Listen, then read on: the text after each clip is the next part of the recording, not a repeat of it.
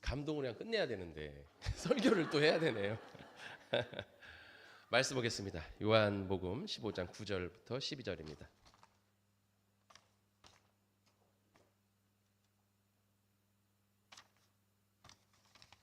요한복음 15장 9절로 12절 다 같이 읽겠습니다.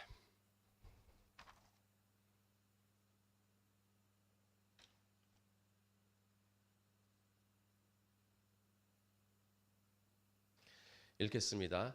아버지께서 나를 사랑하신 것 같이 나도 너희를 사랑하였으니 나의 사랑 안에 거하라. 내가 아버지의 계명을 지켜 그의 사랑 안에 거하는 것 같이 너희도 내 계명을 지키면 내 사랑 안에 거하리라. 내가 이것을 너희에게 이름은 내 기쁨이 너희 안에 있어 너희 기쁨을 충만하게 하려 함이라. 내 계명은 곧 내가 너희를 사랑한 것 같이 너희도 서로 사랑하라 하는 이것이니라. 아멘.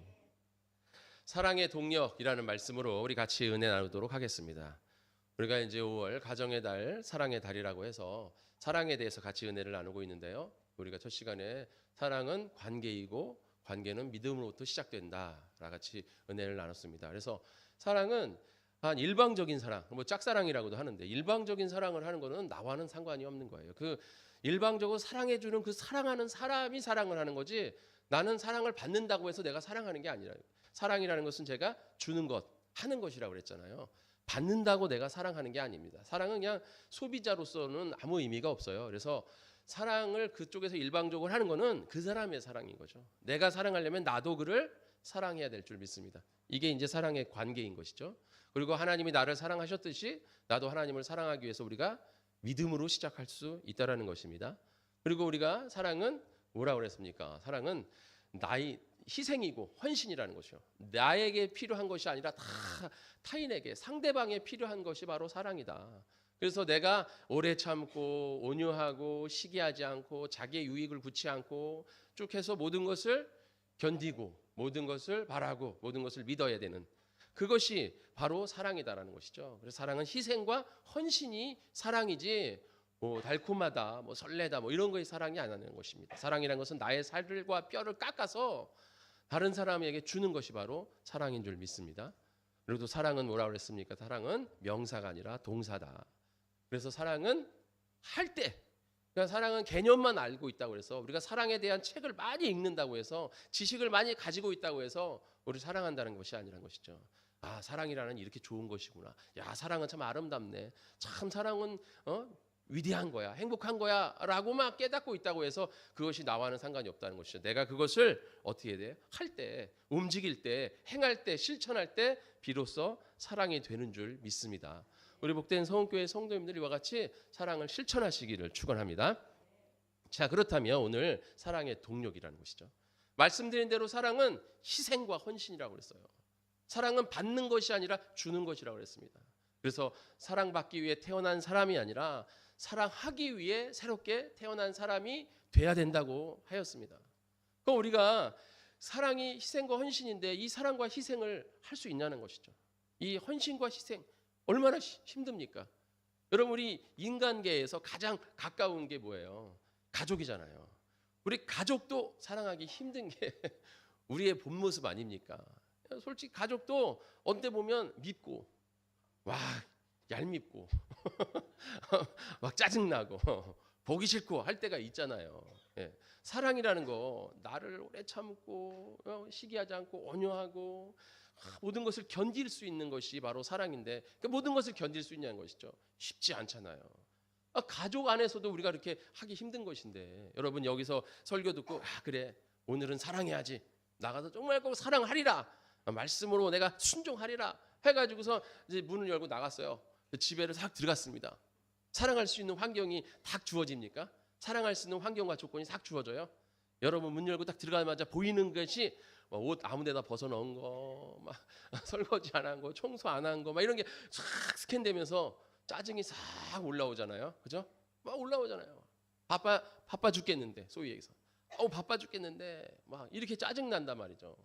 그러면 그 모든 것을 참고 내가 또 사랑해야지, 울컥한 것도 참고 사랑해야지 이렇게 한 두세 번은 참을 수 있지만 그다음부터 어떻게 하겠어요?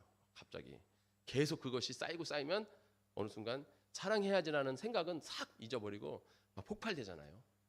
어떤 인터넷에 봤더니 뭐를 결단하고 해야 되는데 3일 만에 그 결단이 망가져가지고 못하는 게 뭘까요? 이렇게 얘기해가지고 작땡 3땡 이렇게 해가지고 동그라미를 채우세요 하고 초등학교 우리 3학년 문제더라고요. 그랬더니 그 아이가 뭐라고 했다, 작은 삼촌 이렇게 썼더라고요. 작은 삼촌이 3일을 못 가나 보죠. 결단하는 거를 작심삼일인데 작은 삼촌 이렇게 썼어요. 그러니까 우리가 이렇게 막 몇 번을 참아요. 그래도 두세 번은 꾹꾹 참지만 한 세네 번 계속 똑같은 게 막 눈에 보이기 시작하면 또 화가 나잖아요. 예. 여러분 이렇게 또 우리나라 사람들이 얼마나 성격이 또 급합니까? 제가 이제 다큐멘터리 좋아해가지고 다큐멘터리 보면 이 아프리카나 뭐 이런 좀 후진국 같은 데에서는 길을 가다 보면 길이 포장이 안 되고 막 또 낙석들이 많아가지고 낙석들이 떨어지고 막 비가 와서 막 물이 고이고 막 이러면 차가 못 가더라고요. 그러면 그 차 운전하는 트럭 기사들이 그냥 내려버려요. 내려가지고 그냥 기다려. 그러면 우리나라 그 방송하는 사람들이 이거 언제까지 기다려야 됩니까? 모르죠. 뭐 누군가 치워줘야지. 이거 가지. 뭐 오늘도 될 수 있고 내일도 될 수 있고 내일 모레도 될 수 있겠죠. 이렇게 생각한단 말이에요. 우리나라 사람들 그거 참을 수 있겠습니까? 우리나라 못 참죠. 어떻게든지 그걸 뚫고 가야겠죠. 근데 그 사람들은 그냥 기다린다는 거예요. 여유로운 거야. 내일도 괜찮고 뭐 8시간 이후에도 괜찮고 우리나라는 30분도 못 기다리잖아요. 뭐 난리가 나잖아요. 예. 그렇게 성격이 다 다르잖아요. 그러니까 여러분 집에서도 마찬가지예요. 아무리 가족이라 해도 다 성격과 다 다르잖아요. 그러니까 이게 여러분 우리가 좀 여유롭게 진짜 어느 나라처럼 뭐 밥을 2시간씩 3시간씩 먹는 그런 나라처럼 우리가 그렇게 여유로운 삶을 살면 모를까? 우리나라 같이 밥 한 10분 만에 처치하고 빨리 먹어, 빨리 치워야 돼, 상 치워야 돼, 빨리 먹어 이래버리면 힘들어지는 거잖아요. 일할 때도 속도가 안 맞으면 어떻게 되겠어요? 내 속도와 여기 상대방 속도가 안 맞아. 그러면은 짜증 나는 거예요. 그때부터 막 화가 나는 거예요. 예. 그리고 또 우선순위가 달라. 나는 이렇게 해가지고 머릿속에 그리고선 일을 처리하는데 이 사람은 거꾸로 일을 해요. 그러면 막 일하다 와가지고 막 거꾸로 일하면 뭐 하는 거야? 그렇게 일하면 어떻게 해? 이렇게 해야지 하면서 이제 한두 번은 가르쳐 주지만 계속 그러면 어떻게 되겠어요? 그냥 바로 이제 야! 그래서 막 똑바로 하라고 하면서 막 이렇게 막 화가 나잖아요. 그러니까 우리가 삶에서 사랑한다는 게 쉬운 문제가 아니라는 것이죠. 삶에서 환경과 상황을 바라보면서 우리가 사랑을 해야 되는데 마음속에는 우리가 이렇게 사랑해야지, 우리가 온유해야지, 오래 참아야지, 시기하지 말아야지, 내가 용서해야지 이런 마음을 갖고 여러분 가족만 봐도 힘들어요. 그런데 우리가 나아가서 우리 교회 지체, 또 나아가서 우리 이웃들, 또 나아가서 이 세계 모든 열방과 민족을 우리가 사랑하고 그들에게 복음을 전하고 한 영혼을 구원하는 게 우리 그리스도의 사명 아닙니까? 예수의 증인 되라. 너가 예수의 향기를 품어라. 이게 우리의 모습이어야 되는데 이게 되냐 이거예요.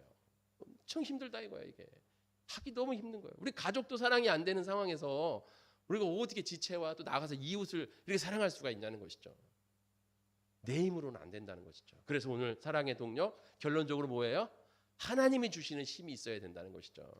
하나님이 주시는 힘을 우리가 가져야 그것을 우리가 이제 비로소 할 수 있는 그 힘이 생긴다는 것입니다. 오늘 아버지께서 나를 사랑하신 것 같이 예수님도 하나님이 예수님을 사랑하신 것처럼 그 사랑으로 나도 너희를 사랑하였으니 예수님조차도 하나님이 주시는 그 사랑의 힘으로 우리를 사랑하셨다는 거예요. 그럼 우리는 어떻게 됩니까? 우리는 진짜 하나님의 사랑 없이는 사랑할 수 없다는 것이죠. 그래서 나의 사랑 안에 너희가 어떻게 된다? 거해야 된다. 우리가 하나님의 사랑을 받기 위해서는 우리가 하나님의 사랑 안에 거해야 될 줄 믿습니다. 우리가 거한다는 거, 이 거한다는 것이 단순히 그냥 쓱 지나치는 게 아니에요. 나그네처럼 와가지고 조금 있다가 휙 가거나 아니면 그냥 예배 시간에 반짝 은혜 받고 할렐루야 하고 이렇게 한다고 해서 그게 거하는 게 아니라는 것이죠. 거한다는 것은 뭐예요? 항상 함께하는 거예요. 아까 말씀드린 것처럼 우리가 가족들과 함께 있을 때 우리가 사랑하지 못하는 이유가 뭡니까? 너무 같이 있기 때문에 또 그래요. 너무 같이 있고 너무 허물이 없다 보니까 쉽게 대하다 보니까 우리가 가족일수록 더 예의를 지켜야 되고 더 존중해야 될 줄 믿습니다. 그래야 우리가 가족 안에서도 사랑을 할 수 있는 마음이 생기는 거죠. 너무 함께 있다 보니까 너무 삶이 다 개방되다 보니까 하기 힘든 거예요. 그런데 바로 우리가 하나님 안에 거한다는 것은 이와 같이 삶을 하나님과 함께 공유해야 된다는 거예요. 우리가 오늘 예배 시간에 예배만 달랑 드린다고 해서 하나님 앞에 거하는 겁니까? 아닙니다. 이 예배 시간에 달랑 예배 드리는 거는 뭡니까? 하나님이 나도 너희를 사랑하였으니. 그 확인인 거예요. 하나님, 예수님이 나를 사랑하시는구나 하는 확인의 시간이에요. 내가 그리고 하나님을 사랑합니다 하고 하나님을 만나는 시간 아닙니까? 이렇게 이 만나서 사랑을 확인했으면 이 사랑을 가지고 여러분의 삶 가운데에서 이제 하나님 앞에 거하면서 그 사랑을 나눠야 될 줄 믿습니다. 그래서 여러분이 아까 말씀드린 것처럼 그런 상황, 환경, 우리의 상황과 환경은 사랑할 수 없는 상황이고 환경이에요. 왜냐하면 마귀의 죄된 세상이기 때문에 마귀는 사랑을 못한다 그랬잖아요. 마귀는 사랑할 수가 없어요. 오직 예수님만이 사랑하실 수 있는 줄 믿습니다. 그래서 그 예수님의 사랑을 가지고 우리가 세상에 나아가서 이 나를 사랑하지 못하는 이 환경과 상황과 이 조건들을 이기고 우리가 사랑을 해내야 될 줄 믿습니다. 이것이 바로 승리하는 삶이죠. 그러기 위해서는 우리가 하나님 안에 거해야 되는 거예요. 하나님과 삶을 공유하고 환경과 상황과 조건 이 모든 것을 다 같이 공유하고 뿐만 아니라 여러분의 가치관 또 여러분의 언어 또 여러분의 주권까지 여러분의 삶에서 여러분들이 이렇게 결정하고 살아가잖아요. 결정을 잘해야 성공한다고 하잖아요. 그 결정은 누가 합니까? 내가 한다고 그러잖아요. 그러나 이 내 주인, 나의 삶의 주인은 내가 아니라 누굽니까? 하나님이심을 내 주권을 하나님과 일치시킬 때 우리가 하나님 안에 온전히 거할 수 있을 줄 믿습니다. 그렇게 거해야지 우리가 비로소 어떻게 해야 돼요? 하나님의 사랑을 받을 수 있다는 거예요. 그러면 우리가 그렇게 삶 가운데 하나님과 거하기 위해서 삶을 공유하기 위해서 우리가 어떻게 해야 되는가? 오늘 10절에 나와 있잖아요. 내 아버지의 계명을 지켜 그의 사랑 안에 거하는 것 같이 너희도 내 계명을 지키면 내 사랑 안에 거하리라. 말씀의 삶을 살아야 된다는 거죠. 말씀의 삶을 사는 것이 바로 거하는 것의 첫걸음이다. 말씀은 뭐라 그럽니까? 말씀은 양식이다 그러잖아요. 양식이 육의 양식을 말하는 게 아니잖아요. 여러분 말씀 안 읽는다고 죽습니까? 여러분이 말씀 안 읽으면서 죽는다 그러면 말씀 잘 읽겠죠 다. 그죠? 말씀을 못 읽어서 제가 3일을 말씀을 굶어가지고 너무 배고픕니다. 말씀 좀 주세요. 얼마나 은혜스러워요. 너무 은혜스럽잖아요. 근데 뭐 3일을 굶던 일주일을 굶던 어떤 분은 그냥 1년을 그냥 말씀을 그냥 안 읽어도 끄떡없어요. 맨날 홍삼 먹고 맛있는 거 먹고 보양식 먹고 튼튼하지. 몸은 그냥 튼튼해요. 육신의 삶은 그냥 튼튼한데 뭐가 죽는 거예요? 영혼의 삶이. 양식이라는 게 육의 양식이 아니라 영혼의 양식이잖아요. 근데 영혼도 우리가 육처럼 이렇게 느끼면 좋은데 느끼지를 못하니까 그래도 그나마 믿음이 있고 신앙생활하고 열심히 기도생활하시는 분들은 느끼죠. 그러니까 우리가 뭔가 초조해지고 불안해지고 힘들어지는 거죠. 양식을 못 얻으니까 신앙생활 열심히 안 하면 힘든 이유가 거기 있는 거예요. 영적으로 힘들어지는 거예요. 그래서 우리가 하나님의 말씀을 영혼의 양식 삼아서 영혼을 키워야 우리가 하나님 안에 딱 붙어 있을 줄 믿습니다. 오늘 요한복음 15장 그 윗절 2절서부터는 무슨 말씀입니까? 하나님, 나는 포도나무요, 너희는 가지니. 가지가 나무에 붙어 있지 않냐면 말라 비틀어지면 결실하지 못하고 그러면 그것을 어떻게 해요? 베어서 불에 던져버린다고 말씀하고 있잖아요. 그러니까 거한다는 거 나무에 붙어 있으라는 것이죠. 말씀이 있을 때 붙어 있을 줄 믿습니다. 우리가 말씀으로 하나님 앞에 딱 붙어 있어야 우리가 이제 거할 수 있는 거예요. 그래서 말씀의 거울로 우리의 삶을 점검하고 말씀의 양식으로 우리의 영혼을 살찌우고 영혼이 살찌워지면 우리 육신을 컨트롤할 수 있는 겁니다. 육신의 생각은 하나님과 원수가 되다니 로마서에 기록되어 있잖아요. 그렇기 때문에 우리는 영의 생각으로 하나님과 함께하는 생각으로 우리는 살아가려면 말씀을 읽어야 되고 말씀을 배워야 되고 말씀을 들어야 되고 여러분의 삶 가운데서 말씀을 순종하는 삶을 살아가야 될 줄 믿습니다. 그래야 우리가 딱 붙어 있을 수 있는 거예요. 그 다음에 뭡니까? 11절. 내가 이것을 너희에게 이름은 내 기쁨이 너희 안에 있어 너희 기쁨을 충만하게 하려 함이라. 기도하라는 것이죠. 바로 여기서 단어 중에서 중요한 얘기 뭐예요? 충만이 충만. 충만하기 위해서는 뭔가 공급받아야 충만하는 거 아닙니까? 하나님이 내 코에 생기를 불어넣었어요. 우리는 하나님의 생명으로 살아가는 줄 믿습니다. 그래서 기도를 뭐라 그럽니까? 호흡이라고 그러잖아요. 기도를 호흡인데 뭐 육적인 호흡이에요? 아니잖아요. 영적인 호흡이라는 것이죠.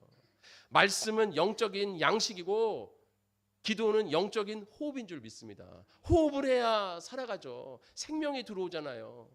영의 생명이 있어야 기쁨이 충만해질 줄 믿습니다. 그래서 기도의 호흡을 통해 우리가 하나님에게 뭐가 되는 거예요? 양분을 공급받을 수 있는 거예요. 가지가 나무에 딱 붙어 있으면 이제부터 붙어 있는다고 되는 게 아니잖아요. 뭘 공급받아야 됩니까? 살아있는 것은 생명이 공급되는 거예요. 그냥 가지가 붙어 있는 것은 조화죠, 조화. 그냥 장식품이에요. 그러나 그 장식이 살아있는 생명의 나무가 되기 위해서는 뿌리로부터 영양분을 공급해서 나무로 해서 줄기로 해서 가지로 가야 되는 것이죠. 그렇게 생명의 공급, 영양분이 공급돼야 되는 거예요. 바로 그것이 무엇입니까? 기도인 줄 믿습니다. 그래서 우리가 하나님 앞에 나와서 기도 생활을 해야 되는 거예요. 주님 앞에 나와서 부르짖고 기도할 때 하나님의 생명력이 공급되어서 우리 삶 가운데 걱정과 근심을 다 깨끗이 씻어내고 우리가 하나님의 그 생명력으로 능력으로 하나님의 은혜로 우리가 기쁨에 충만한 삶을 사는 줄 믿습니다. 그래서 우리가 하나님의 말씀으로 붙어 있고 하나님의 기도로 우리가 공급받아 풍성한 삶, 그런 삶을 살아갈 수 있는 줄 믿습니다. 이것이 바로 거함의 삶인 것이죠.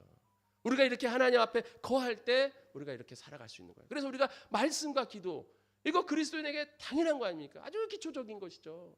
말씀과 기도의 생활이 없다, 왜 거할 수가 없는 거죠. 거할 수가 없다, 그럼 우리가 공급받을 수가 없는 거고, 공급받을 수가 없다면 어떻게 해요? 말라 비틀어져서 베어서 불에 던져지는 그런 놀라운 일이 일어나는 것이죠. 그렇기 때문에 우리는 항상 하나님 앞에 붙어서 양분을 받아야 될 줄 믿습니다. 말씀과 기도의 생활. 그리고 마지막으로 말씀과 기도 생활을 했으면 12절에 내 계명은 곧 내가 너희를 사랑한 것 같이 너희도 서로 사랑하라 하는 이것이니라. 이제 서로 사랑하라. 사랑은 동사라고 그랬죠. 행함과 실천이라고 그랬습니다. 자, 바로 뭐예요? 순종의 열매를 맺어야 된다. 순종의 열매. 결실을 맺어야 되는 것이죠. 가지가 나무에 붙어서 양분을 쭉쭉 빨아들였으면 뭘 맺어야 됩니까? 열매를 맺어야 되는 것이죠. 그게 바로 순종의 열매인 줄 믿습니다. 근데 여기서 가장 중요한 것은 무엇이냐 하면 우리가 붙어만 있으면 열매가 절로 열릴 줄 안다는 것이죠. 요한복음 15장 4절에 그렇게 말씀이 있어요. 절로 이 과실을 맺나니 이렇게 되어 있는데 거기서 우리가 저절로 되는 줄 아는데 저절로 되지 않는다는 것이죠. 그 말씀의 원어적 해석은 나 자신 스스로 해야 된다는 거예요. 그 말은 뭐냐면 하나님의 양분이 나에게 왔으면, 하나님의 능력이, 하나님의 힘이 나에게 왔으면 이제 나 스스로 이제 뭘 해야 되는 거예요? 열매를 맺어 가야 된다는 것입니다. 그러니까 우리가 말씀 생활, 기도 생활을 했다고 해서 사랑되어지는 게 아니라는 것이죠. 우리가 말씀 생활, 기도 생활 열심히 했다고 해서 우리의 신앙의 열매가 그냥 맺혀지는 게 아니라는 것이죠. 이제 우리가 뭐 해야 됩니까? 말씀 생활, 기도 생활로 받은 힘을 가지고 우리가 나가서 열심히 순종, 실천하는 생활을 해야 된다는 것이죠. 우리가 말씀 생활과 기도 생활만 열심히 하면 다 모든 것이 저절로 풀릴 줄 알지만 그렇지 않다는 것이죠. 그러니까 쉽게 얘기해서 예를 들어 이런 겁니다. 전기가 나갔어요. 여기 전기줄이 딱 끊겨가지고 나갔어요. 그럼 전기줄이, 전봇대 전기줄이 끊기면 전기줄이 끊겼네, 내가 가서 연결해야지 하고 제가 올라가서 연결합니까? 아니잖아요. 저도 뭐 이렇게 일하는 거를 두려워하지 않는 스타일이긴 해요. 근데 전기줄은 못 만지죠. 그냥 이런 220볼트야. 제가 예전에 220볼트가 꽂아 있는지도 모르고 이걸 표피를 깐다고 이빨에를 대고 이렇게 까다가 이빨이 빵 해가지고 제가 뒤로 확 넘어진 적이 있었어요. 제가 그 뒤로 전기가 무서워요. 제가 어렸을 때 아무 생각 없이 그냥 전기를 이빨을 이렇게 피복을 벗겼었거든요. 어른들이 하니까 그런 줄 알고 이게 벤치를 이렇게 까야 되는데 이빨을 이렇게 하는데 이게 코드가 꽂혀 있는 거지. 그것도 모르고 이빨을 이렇게 하다가 빵 해가지고 그래가지고 여기가 이빨이 다 깨진 적이 있어요. 그 전기가 무섭죠. 그런데 저런 전신준 전기는 고압인데 그걸 우리가 어떻게 만집니까? 어떻게 해야 돼요? 한전에 전화해야죠. 한전에 전화해가지고 이거 나갔습니다. 그러면 한전에서는 전기 기술자를 보내는 거잖아요. 그럼 전기 기술자가 그 전선 밑에 딱 서 있으면 전기가 저절로 연결됩니까? 아니잖아요. 전기 기술자가 이제 장비를 갖추고 전봇대를 올라서 고압 그 절연 장갑 두꺼운 걸 쓰고 그 장비를 가지고 이렇게 연결을 해야 되는 거잖아요. 마찬가지로 우리가 말씀과 기도는 뭐냐면 전기 기술자 자격증을 따는 겁니다. 우리가 전기를 만질 수 있는 그런 힘과 기술과 그런 어떤 것을 습득하는 것이 바로 말씀과 기도예요. 그럼 순종은 무엇입니까? 이제 자격증을 취득했으면 전봇대로 올라가서 땀을 흘려서 이제 전기를 연결하는 그 수고가 있어야 된다는 것이죠. 그래야지만 이제 비로소 사랑의 열매가 맺어질 줄 믿습니다. 야고보서 1장 22절에 너희는 말씀을 행하는 자가 되라.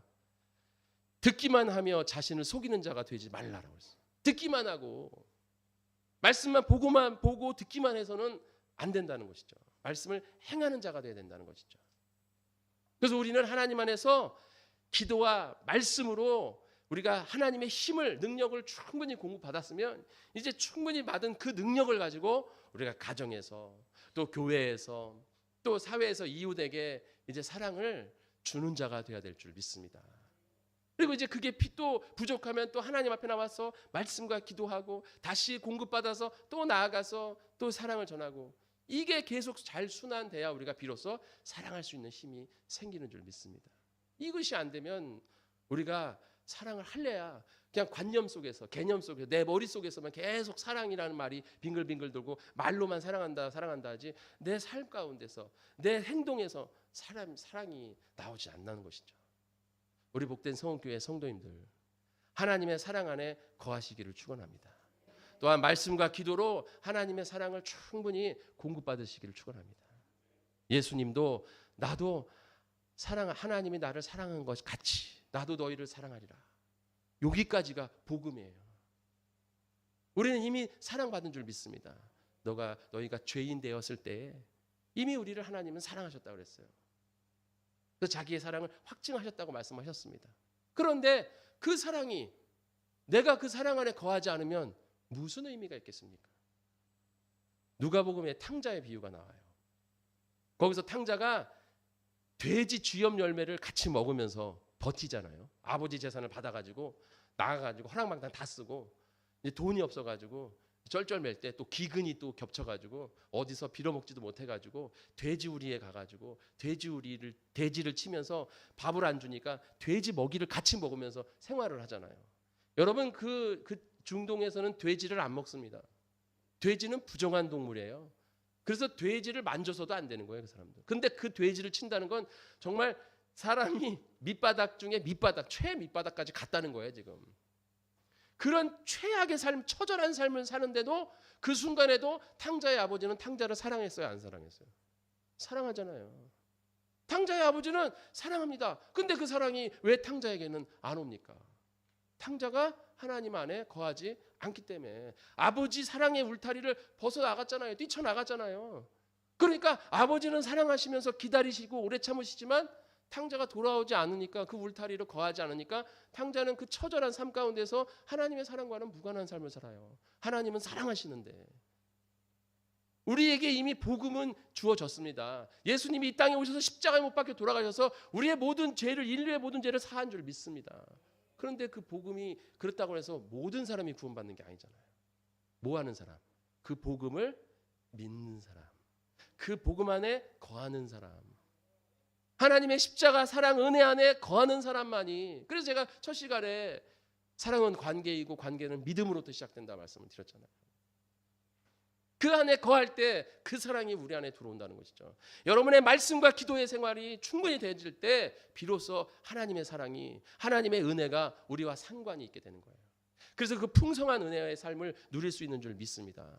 우리 복된 성원교회 성도님들 하나님의 거함으로 하나님의 풍성한 삶을 누리고 그 풍성한 사랑으로 우리가 나아가 사랑을 전하는 주님의 자녀 되시기를 축원합니다. 우리 복된 성원교회 성도님들 이와 같은 말씀으로 꼭 나가 정말 여러분들이 이렇게 단심하고 결단하고 믿음으로 서서 나가지만 마귀는 여러분을 그냥 놔두잖아요. 어떻게든지 사랑하지 못하게 만듭니다. 그러나 우리는 그것을 이기고 사랑하여 사랑의 열매를 결실을 충분히 맺으시는 우리 복된 성원교회 성도님 되시기를 축원합니다.